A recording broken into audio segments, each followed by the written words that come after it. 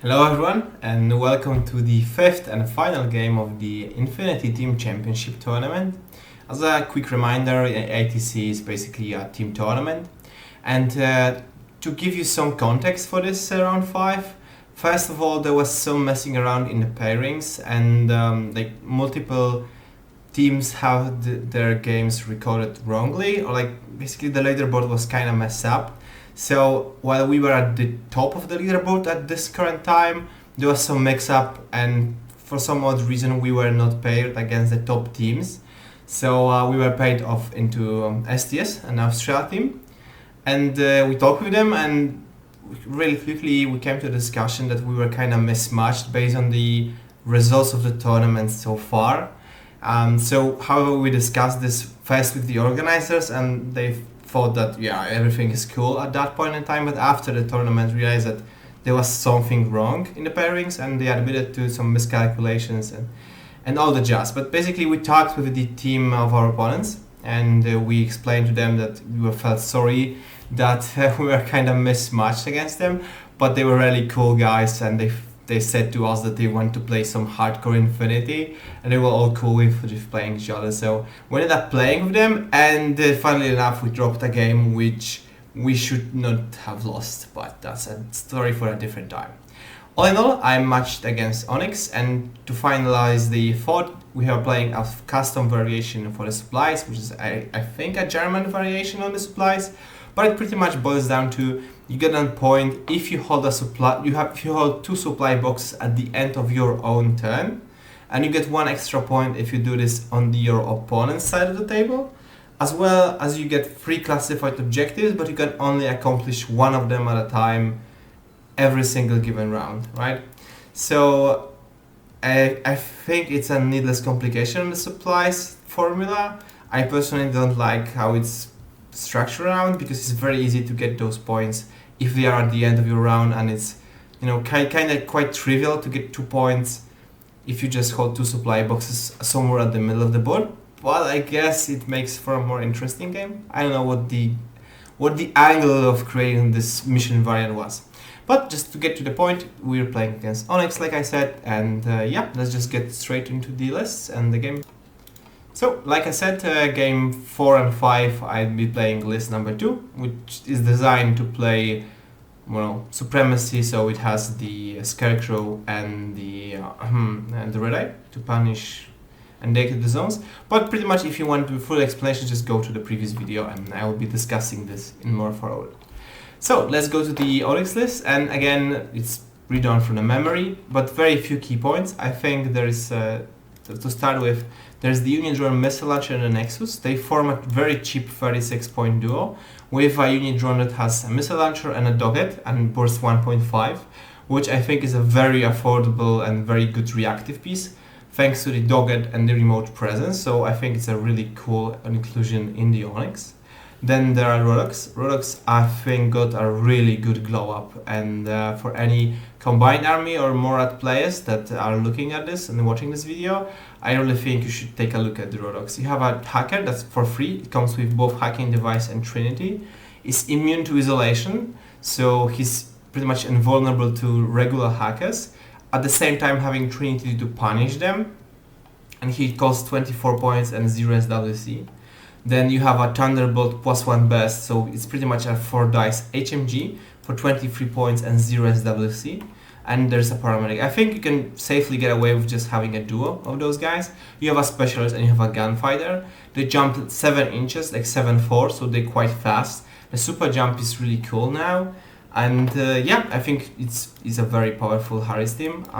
Maybe not exactly in this kind of matchup against Kestrel, but still nevertheless a good bang for your buck, as well as Unidrone. Then we come to the loathsome T-Drone, and to support this, I guess, is the Malignus Hacker, which can also spotlight people and go with the entire guided missile bullshit. And filling up the list are the cheap orders, which the combined army is known for, and there is the Overdrone, this time the hyper rapid magnetic cannon variation. Personally, I think the best out of the Overdrones is a Plasma Sniper, because it can also pull double duty as a reactive piece. but nevertheless, Hyper Rapid Magnetic Cannon is a very extremely powerful piece, and it pushes the odds to kill the black hair even further than the usual plasma sniper rifle. Then the final piece is the Grief, which I think for 20 points is a really last steal. It has Breaker Pistol, Combi Rifle, MSV. It's very good at killing chaff and others, and for 20 points I think it's always worth to take it and gamble and put it as close to your opponents. And if you go first, then you can gamble. If you don't, then you can safely tag it somewhere in the corner and take some opportunity shots out later. So, as usual, I think my opponent, I'm pretty confident that I lost this Lieutenant role, as I did in games 2, 3, 4, and 5. So my opponent takes the first turn. Then we start from the bottom. We have the Overdrawn Batroid, which is not the reserve piece, a T-Drone, Bid and Kiss, which are ready to maneuver either this way or this way. The Unidrone Batroid forms a duo with an Nexus Operator Lieutenant that's hidden prone on the staircase, very difficult to get to. Then we have the Imatron number 1. The other Imatron is actually behind this building, but we agreed to put the miniature on this side to, it's like somewhere in this spot, so it does not fall from the table. Then there is the Rodox, the Hacker, I think, the Paramedic, and the Thunderbolt. The Thunderbolt, the Hacker, and the Paramedic, and the Cadron Batroid pushed forward. I think it's a really good and self-explanatory deployment, albeit I'm not super confident that the Overdrone should be put as a, first piece, because it kind of telegraphs to me that where I have to put my MSV models, right? But the reserve piece is a Grief, which at this point in time I have no idea. Then the Malignus Hacker is infiltrated around here next to the console behind the building with a really good hacking bubble. So over to my deployment, we have a much better photo. I have another miniature for the black hair. I figured I took 2, so I would use a spare one for this game. I was really debating for such a long time to where to put it.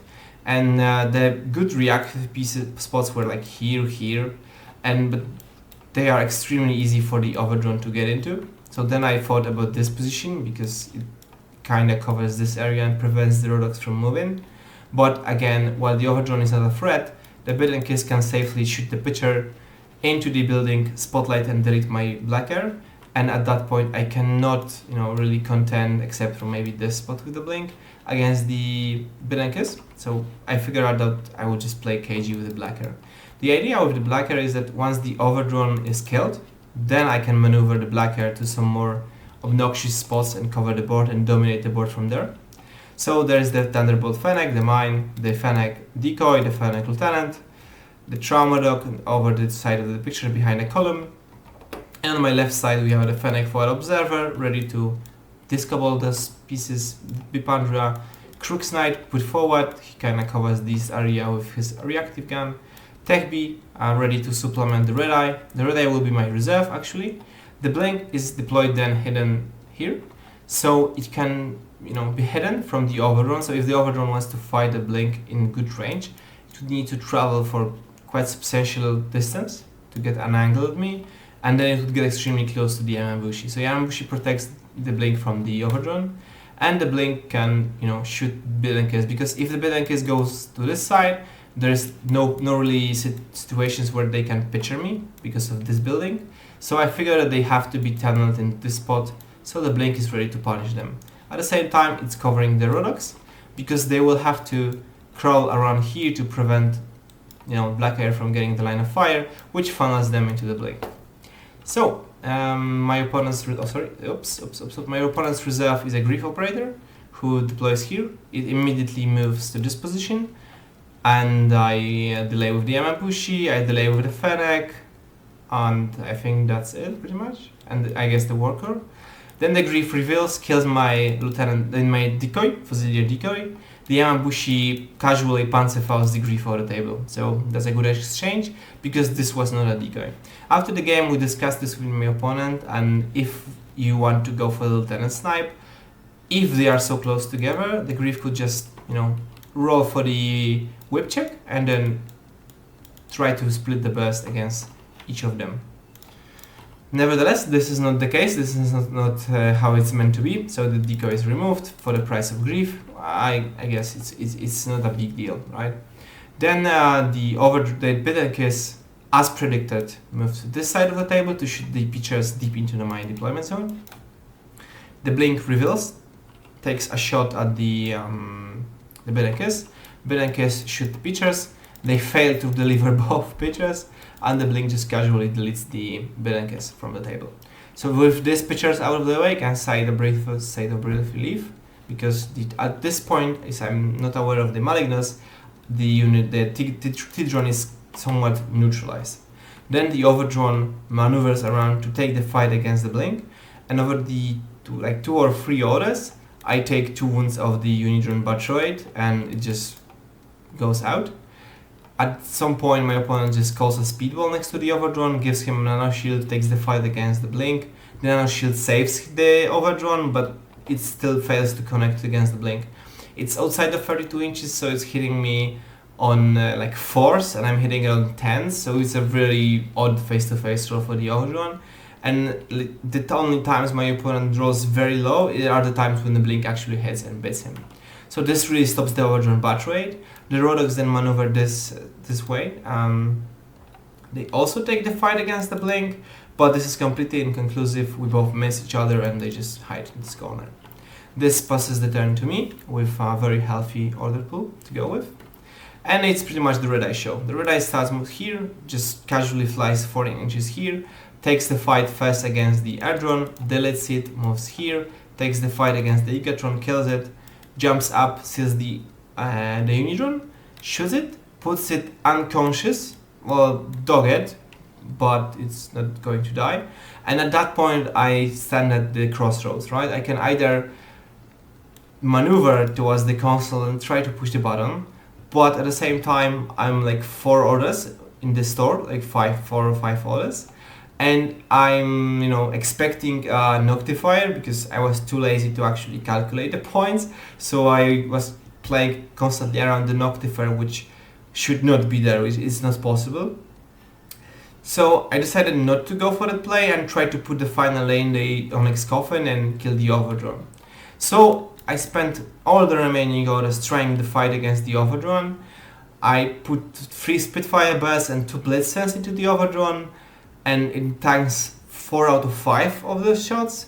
It shoots me back, it hits me once with the Hyper Rapid Magnetic Cannon, but I tank it, which makes it completely inconclusive.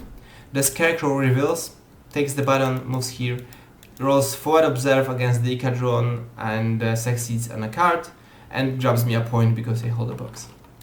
The Blink then recamos, but this is completely irrelevant as it will reveal in 1 order afterwards. So the Overdrawn starts up, moves out, engages the Scarecrow, and it crits the Scarecrow off the table. The Ikadron Batroid then, well, I should do this way, kills him. The Ikadron Batroid maneuvers, dodges the mine, takes the box, and returns to the deployment zone. The Rodox again try their luck and first shoot at the Red Eye, which is behind this building. It takes 3-4 shots. I constantly dodge, so the Rodox are hitting me first on 6s. Then once I dodge into the 16-inch range, then it's freeze, and then the Red Eye finally dodges out of the way. The Rodox then try to engage the Blink instantly reveals and kills the Rodox Thunderbolt. So at that point it's pretty much it from the Onyx turn 2, so it leaves me to my turn 2, and the entire turn is spent maneuvering my pieces forward. Again, because I think constantly about the Noctifier, which should not be there. Remember, this is our 5th game, and I'm a bit tired, I'm a bit dizzy, so I did not count the points at all. So I move myself and shoot Disco Baller here, shoot the Disco Baller here, and spend all of my Group 1 orders taking the boxes from the table. Wait, at some point the Red Eye got deleted. Oh yeah, I forgot that the Overdrawn moved out, took the shot at the Red Eye, killed the Red Eye, but died to the Blink. Just could go on. So it was straight because the Blink hit, the Overdrawn hit the Red Eye instantly buffed, disappeared, and the Blink killed the Overdrawn. This was something like that. But again, back to my turn 2, I move all of my pieces, I take the boxes, the Crooks takes box number 1 and maneuvers into the opponent's side of the table, because you have to be on your opponent's side of the table, and enters Suppressive Fire, because this went well in the previous game. Then the Fennec takes the other box from the Pipandra, then Warcore takes the torch and maneuvers this way with the box, and I somehow completely forgot that the Pipandra is standing in the open, and I just leave her there like a moron.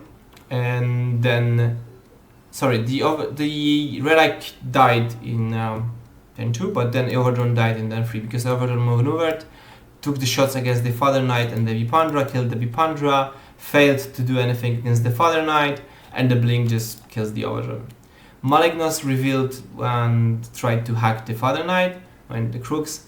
It bricked him completely before the Overdrawn shot at him, but the armor just saved me.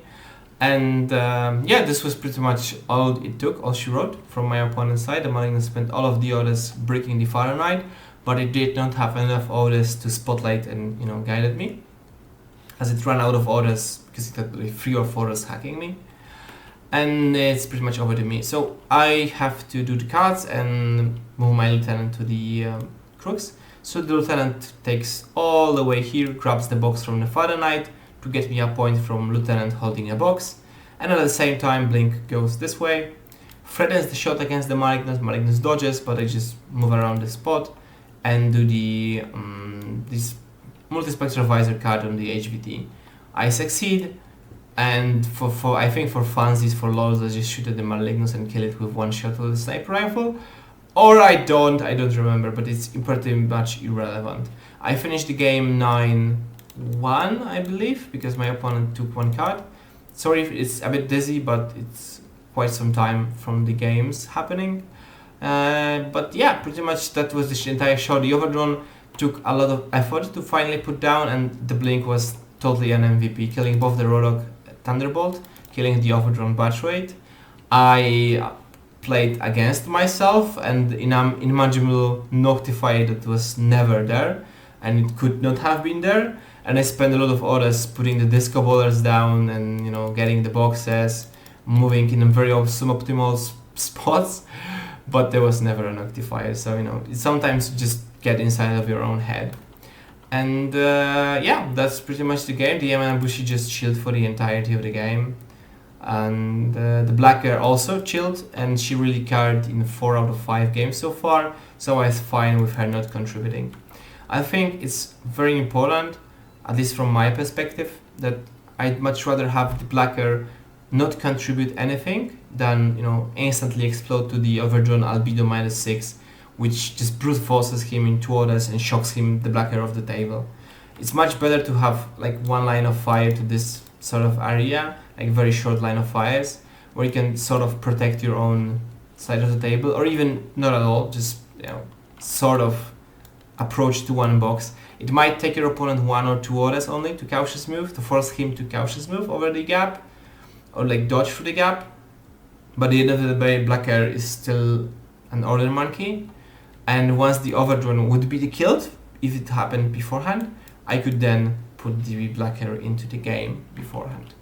But yeah, thanks very much for watching, and I hope you enjoyed the 5-round write-up of the ITC. In the future, I have this idea that I will make list explanations and just going over the idea of the mission lineup and the lists, why I took them, as a sort of episode 0. That way I can save some time and just go directly into the games and just from the get-go. And there will be like 1 episode for context for all of the missions. So what happens in the mission, why I took specific army, specific lists, and, you know, discuss the thought process that goes before the tournament happens, and afterwards discuss the games. This would allow me to take the 4 or 5 minutes I spend every single episode and condense it into 1 extra 15 minutes, and then each game should take around 12 to 15 minutes, I hope. If anyone came so far, please let me know if it's a good idea. Please let me know your thoughts, if you'd rather see me discuss lists and the missions once and then just go straight into the games as a sort of playlist for the event, or do you prefer me going every single time over the idea to give the context for a specific episode? Looking forward to your comments, and see you next time. See you next time on the table and the tournament, TTS, any just whatsoever. Bye.